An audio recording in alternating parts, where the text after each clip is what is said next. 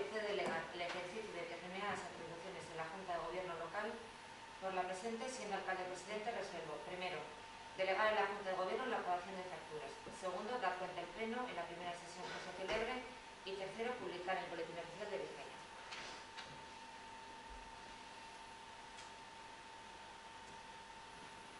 ¿Hay comentarios? Pasamos al punto 7.